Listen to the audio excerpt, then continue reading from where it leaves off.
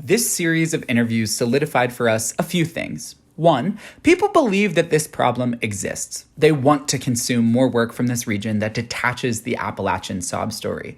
Two, people think that there is creativity and untapped talent in this region. Three, people from other areas don't know much about this region's creative contributions. And four, most importantly, people are willing to pay for it. This was actually one of the areas that we pivoted in our business model, as we found almost no one we spoke to uses the subscription method for publications.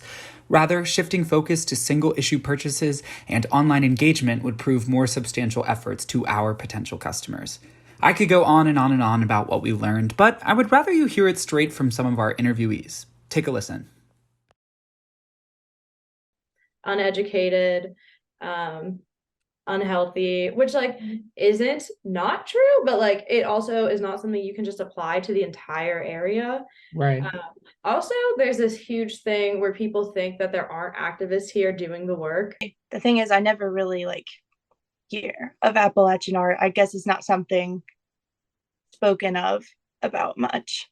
Yeah. And it should be. I'd like to find an Appalachian artist, something I can relate to. I think talking about this cultural successes and life and ideas coming out of Appalachia as just incredible ideas is what's important. Like it's not a good idea because it came out of Appalachia, like, oh, these poor little hillbillies came up with something incredible that makes the news so much better.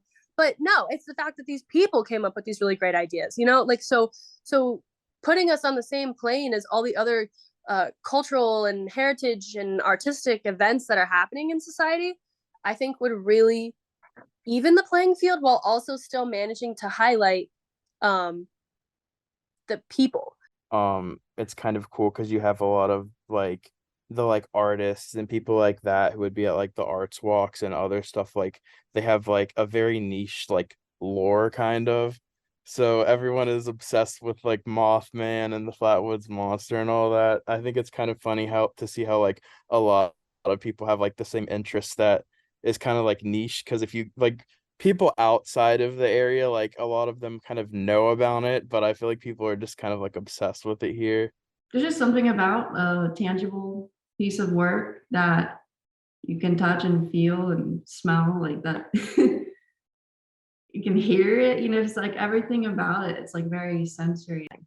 It's really weird, honestly. I don't know why we don't talk about it more, or even as a teacher, I don't know why we don't incorporate it in curriculum more often, because I don't recall learning about it. The only thing I remember is learning the mountains and where it touched from what a certain state and it ended in a certain state.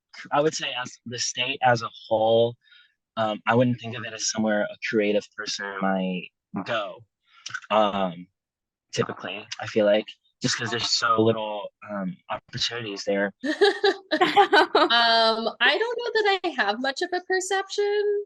That's fair. I don't even really totally know. I know the word. I know there's a region. I'm gonna be honest, I don't totally know where it is.